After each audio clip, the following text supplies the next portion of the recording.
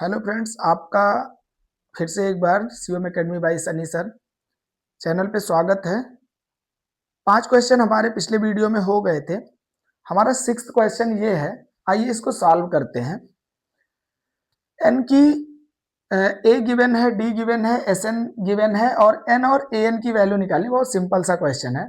तो S N है तो यहाँ पे लिख लेते हैं 90 इज इक्वल्स टू, यहाँ पे एन की वैल्यू आपको रखनी होगी n/2, क्योंकि n ही फाइंड करना है। और 2a है तो 2 into 2 plus n-1 into small d की वैल्यू 8 गिवन है, इसको 8 रख लीजिए और सॉल्व करिए तो ये हो जाएगा 180 is equal to n 4 plus 8n-8। आगे 180 is equal to n bracket में 8n और -4 आ जाएगा। फिर आगे अगर सॉल्व करें तो 180 is equal to 8n square minus 4n। जरा 4 से डिवाइड कर लीजिए तो, या पहले इसको कंप्लीट ही कर लेते हैं। 8n square minus 4n minus 180 is equal to 0। 2 से मुझे लगता है 4 से सब में डिवाइड हो जाएगा। 4 4 16, हाँ हो जाएगा। 4 से डिवाइड कर लीजिए तो आ जाएगा 2n स्क्वायर माइनस n और ये हो जाएगा माइनस 4 4 जा 16 और 4 5 जा। अब ये देखिए 45 2 जा होता है 90 और 90 को 2 हिस्से में तो ऐसे तोड़िए कि यहाँ पे एक बचे। तो 45 2 जा 10, 9 जा 90 हम लोग पढ़े हैं। तो 2n square minus 10n plus 9n minus 45 is equal to 0। इसमें आप कॉमन ले लीजिए 2n तो बचेगा n-5, यहाँ कॉमन ले लीजिए 9 तो बचेगा n-5 इज इक्वल टू 0। मतलब एक ब्रैकेट में आपके आ गया 2n प्लस 9 और दूसरे ब्रैकेट में n-5 इज इक्वल टू 0।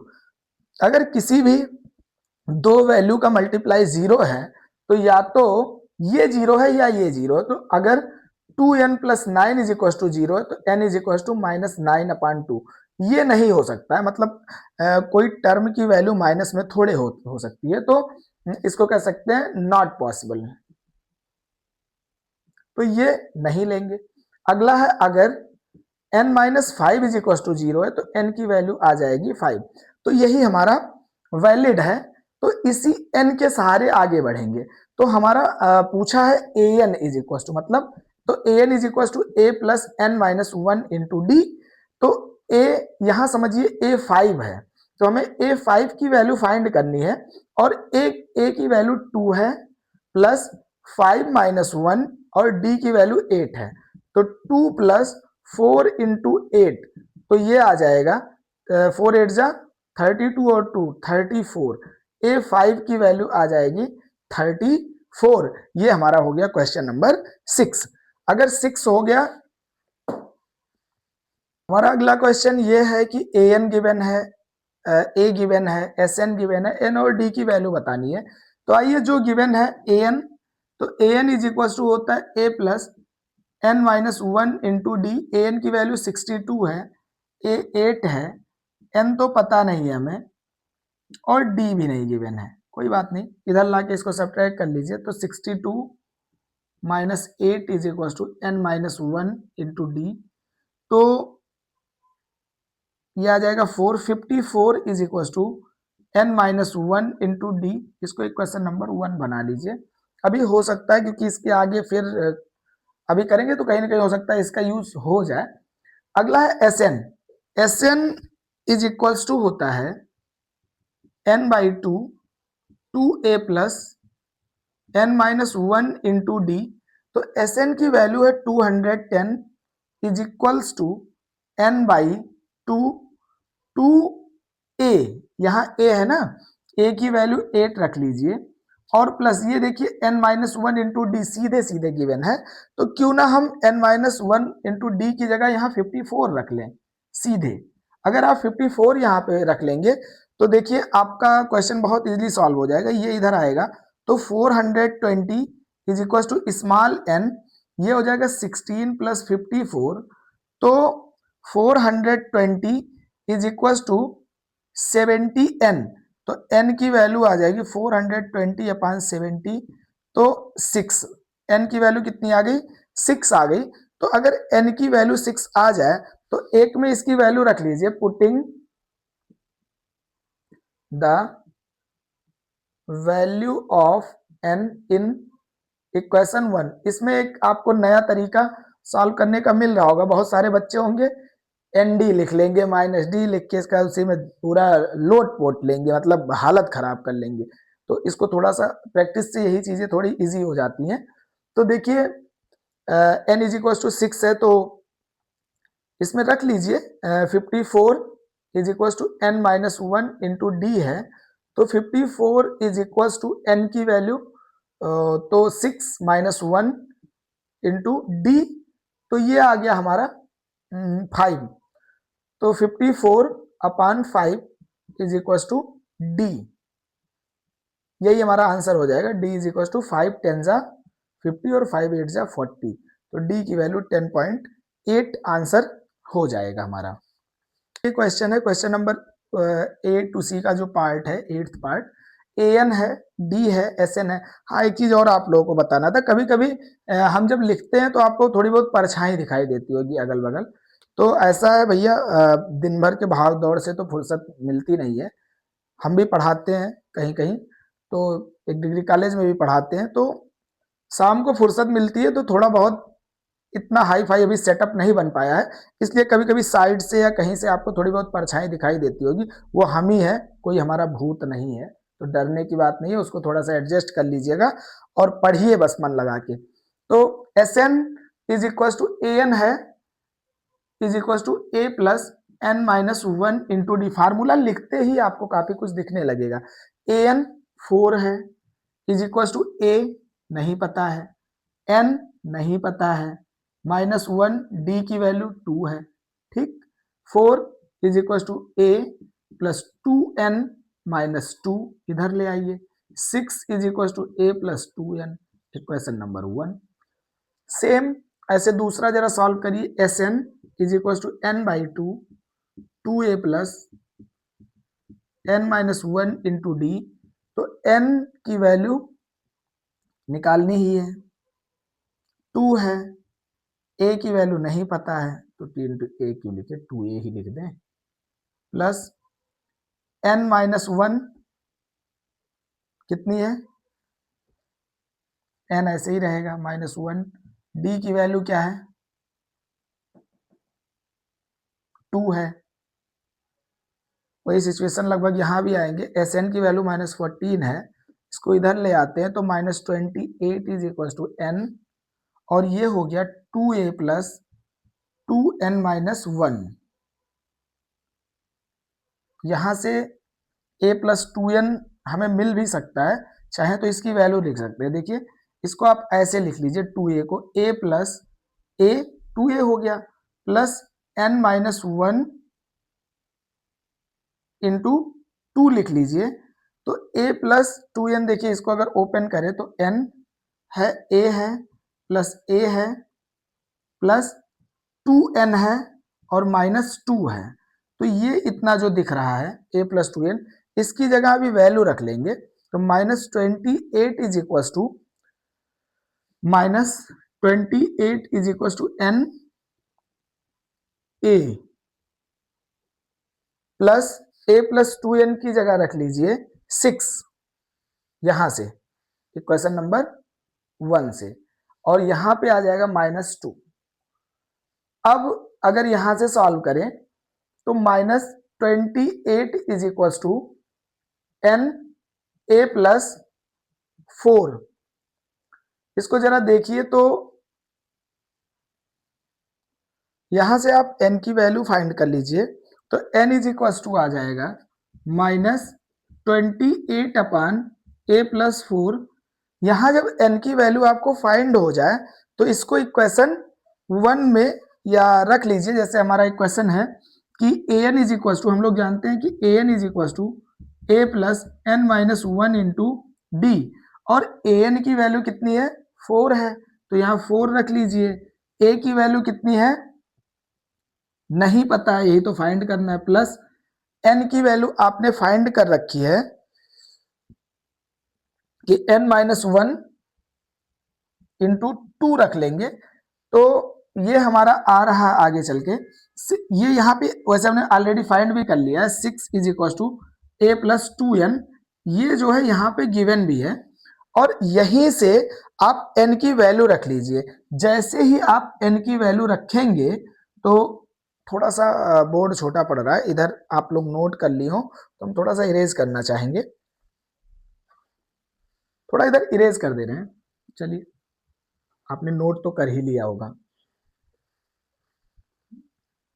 यहीं पे, क्योंकि इतने से जरूरत है, और इसको नोट कर ले रहे हैं। 6 is equal to A plus, तो इसको जब हम लोग इसमें वैल्यू पुट करेंगे तो आएगा 6 is equals to A plus 2 into, यहां हो जाएगा माइनस 28 अपान ए प्लस 4।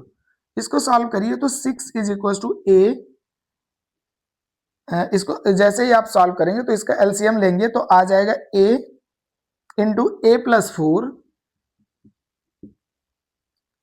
माइनस 56 अपान ए प्लस 4।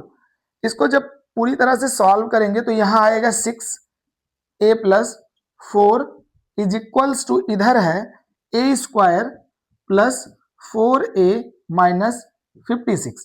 अब देखिए कुछ इधर उधर कटेंगे भी, तो 6a plus 24 is equals to A square plus 4a minus 56। अब देखिए कुछ घट रहे होंगे यहाँ, इसको इधर ले आएंगे तो 6a माइनस 4a हो जाएगा, 2a प्लस 24 में 56 जोड़ देंगे तो हो जाएगा 80 is equals to A square. इसका मतलब क्या हुआ कि आपके अगले लाइन में आ जाएगा, इधर भी इरेज कर दे रहे हैं, थोड़ा बड़ा क्वेश्चन है, बहुत कुछ नहीं है, लेकिन ये है कि लॉजिक आपके अगर सही लग रहे हैं तो आपके आंसर आ जाएंगे। यहाँ पे बन गया A square minus 2a minus 80 is equal to 0। यही है। अगर इतनी बात आपको समझ में आ रही है तो फिर आप वही फैक्टराइजेशन वाले चैप्टर पे आ जाइए। 80 को ऐसे दो पार्ट में तोड़िए कि 2 आ जाए। तो अगर 80 को दो पार्ट में तोड़े ऐसा तो 10 8 जा 80 होता है ना, तो A square minus 10a plus 8a minus 80 is equal to 0। A common ले लीजिए तो a माइनस 10, 8 कॉमन ले लीजिए तो a minus 10 is equal to 0। तो एक ब्रैकेट में a माइनस 10, दूसरे में a plus 8 is equal to 0। तो यहां से अगर हम सॉल्व कर लें तो हमारी दो वैल्यू मिल जाएंगे, एक तो a इज इक्वल टू 10 आ जाएगा और दूसरा आ जाएगा a is equal to minus 8। एक वैल्यू ये है, एक वैल्यू ये है।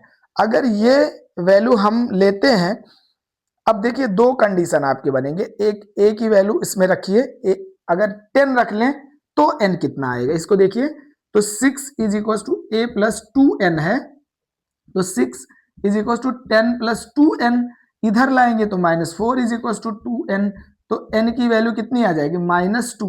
माइनस 2 जो होता है ये एक्सेप्टेबल नहीं है, लेकिन आप माइनस 8 जरा एक बार रख के देख लीजिए, तो 6 is equal to minus 8 plus 2n, तो ये हो जाएगा 14 इज इक्वल टू 2n, तो n इज इक्वल टू 7।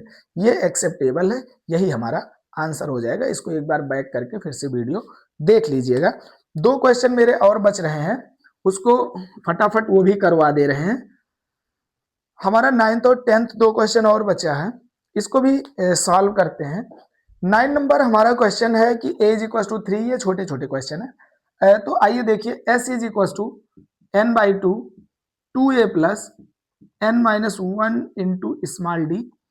तो s की वैल्यू है 192, n की वैल्यू 8 अपान 2, फिर 2 इंटू 3 प्लस 8 माइनस 1, और d की वैल्यू फाइंड करनी है, बस तुरंत आ जाएगा इसका आंसर। 2 4 जा 8, इधर ले आइए 109 2 upon 4 is equal to 6 plus 7d। 4 से इसको अगर कैंसिल करेंगे तो 4 4 जा 16, 4 8 जा 32, तो 48 is equal to 6 plus 7d। तो इसको 42 यहाँ आ जाएगा इज इक्वल टू 7d, तो d is equal to 42 upon 7 is equal to 6। तो स्मॉल d की वैल्यू कितनी आ जाएगी, स्मॉल 6 आ जाएगा। यही हमारा ये भी आंसर इस थर्ड क्वेश्चन का। ये लास्ट को है, और इसके बाद ये हमारा सीरीज जो है थर्ड क्वेश्चन का, जिसमें हमने बताया था कि 10 क्वेश्चन एक साथ सॉल्व कराएंगे। फिर इसके बाद कुल मिला के मुझे लगता है टोटल 10 क्वेश्चन और बचेंगे। धीरे धीरे 2-3 वीडियो में उसको भी कवर कर देंगे। बाकी आइए इसको सॉल्व करते हैं। s is equal to n by 2a plus n minus 1 into small d। तो s की वैल्यू है 144 इज इक्वल टू 9 अपॉन 2। इसको ऐसे लिख लीजिए ना, दूसरा वाला फार्मूला ये यूज करते हैं, n by 2 a plus L use कर लेते हैं। ठीक है, रुकिए एक minute. s is equal to n by 2 a plus L. s की वैल्यू हमें पता है 144, n की वैल्यू 9 अपॉन 2, a नहीं पता है, l की वैल्यू 28 है। तुरंत आंसर आ जाएगा, नहीं तो फिर बहुत कुछ उसी में घूमते रहना पड़ेगा। और 2 मल्टीप्लाई करिए तो 2 4 जा 8, 2 4 जा 8, 2 2 जा 2 1 जा 2 इज इक्वल टू 9 ब्रैकेट में a प्लस 28। इधर लाके सब्ट्रैक्ट कर लीजिए, तो अरे डिवाइड करेंगे तो 9 a प्लस 28, 9 3 जा 27, 9 2 जा 18 is equal to a plus 28। इधर ले आइए तो a की वैल्यू आ जाएगी 4। इस प्रकार से आपका यह प्रश्न पूरा होता है। आप अच्छे से मेहनत करके एक बार 2 बार करके सॉल्व कर लीजिए। देखिए हमने कहा था ये देखने में भले छोटे लग रहे हैं क्वेश्चन, जैसे बिहारी जी ने कभी कहा था ना कि सत सैया के दोहरे ज्यों नाविक के तीर, देखन में छोटो लगे घाव करे गंभीर। तो ये ऐसे क्वेश्चन है ना जो गंभीर घाव करने वाले हैं। अगर आपको इनके लॉजिक समझ में आ जाते हैं तो हमें नहीं लगता है कि कोई क्वेश्चन आपसे छूट जाएगा। केस बेस्ड क्वेश्चन भी अगर आते हैं तो इनकी समझ आपको है तो आप केस बेस्ड क्वेश्चन भी बहुत इजीली सॉल्व कर लेंगे। ठीक है, ऐसे ही पढ़ते रहिए और हमसे भी जुड़े रहिए, कि हमारे चैनल से जुड़े रहिए और सीखते रहिए। कोई टॉपिक ऐसा है जो लगता है आपको कि मैं सिखा सकता हूँ, या आप कुछ चाहते हैं ऐसा पढ़ना क्लास 10 से रिलेटेड या कोई भी, तो आप जरूर हमें कमेंट सेक्शन में लिखिए।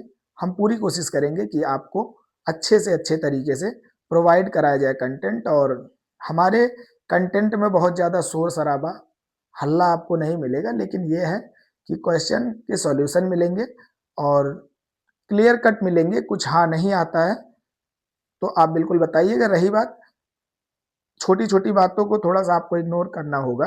धीरे धीरे सारा सेटअप भी बहुत अच्छा हो जाएगा, सुधार हो रहा है। ठीक है, फिर पढ़ते रहिए। Thank you.